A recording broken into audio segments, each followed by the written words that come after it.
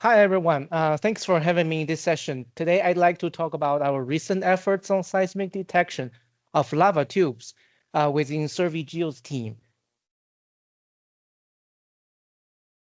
The surfaces of terrestrial planets of our solar system have been explored with remote sensing instruments or rover missions, but very little known is about the subsurface and the potential presence of lava tubes and underground caves. Their presence below the surface of Moon and Mars has been the subject of debate for more than 50 years. And lava tubes are well known in terrestrial volcanic areas such as the Lava Beds National Monument in Northern California.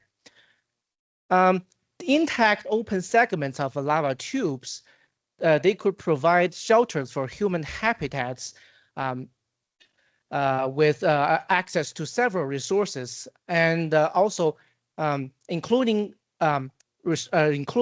volatiles and possibly water ice. Um, uh, oh. The important ISRU target, lava tubes have been studied using multiple geophysical tools on Earth as analog experiments to future planetary missions. They can be identified on GPR radiograms or can be identified as magnetic or resistivity anomalies. The science question we are trying to answer is if seismic methods can be used to detect and identify lava tubes and the signatures of a tube on seismic images. So let me start with the brief. This is okay.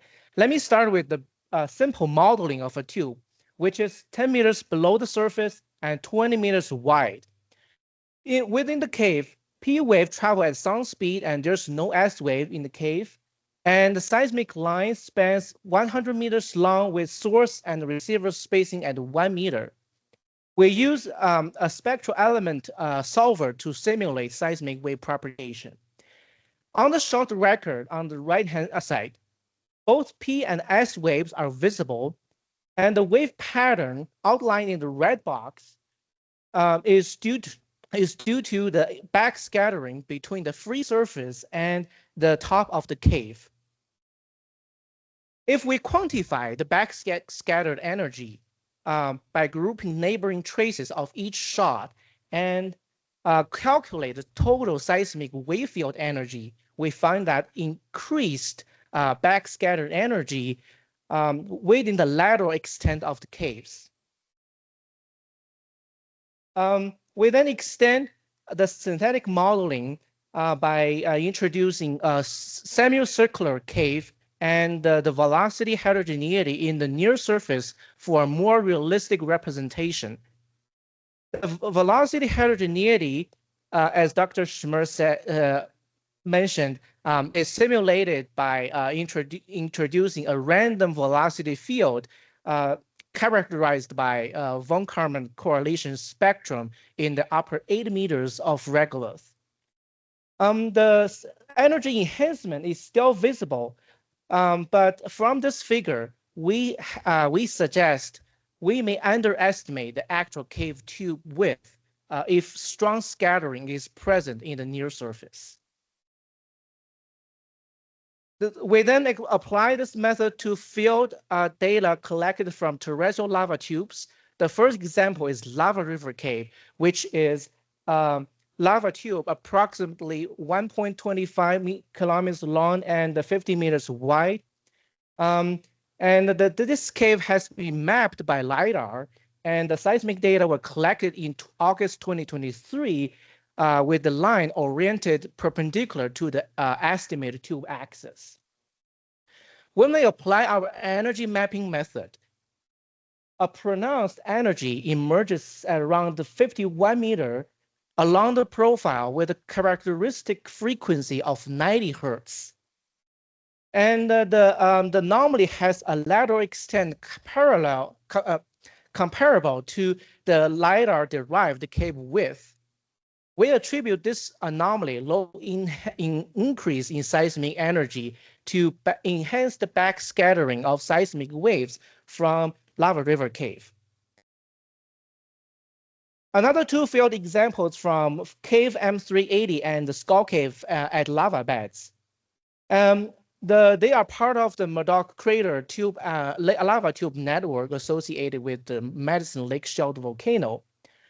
The seismic data from the cave M380 shows generally clean energy spectrum, and the cave the anomaly spans from 15 to 45 meters wider than the lighter derived cave diameter, which is marked by the two dashed lines.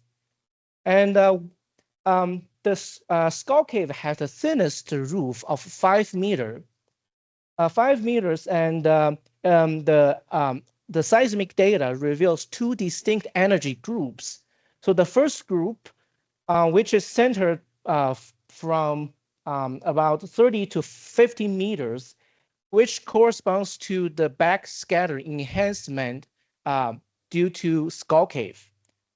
Second group, which is north of the Skull Cave, has an average offset of 30 meters. We attribute this anomaly to the seismic signature of an inaccessible portion of a second lava tube parallel to Skull Cave, as suggested by previous magnetic surveys. When we sum the seismic energy along the frequency axis, we find that the maximum frequency where the maximum the peak frequency where the maximum energy occurs shows a negative correlation with the overburden depth. For example, Skull Cave has the thinnest roof, is characterized by the highest peak frequency, 115 to 120 hertz. However, we only have 3 lava tubes studied here.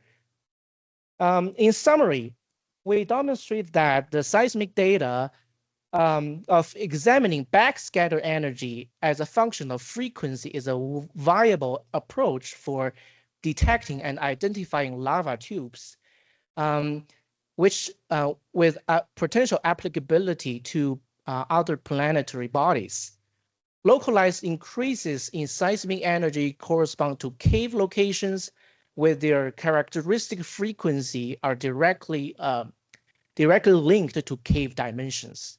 So this study just got accepted yesterday, so feel free to check it out once it's online in GRL. Thank you.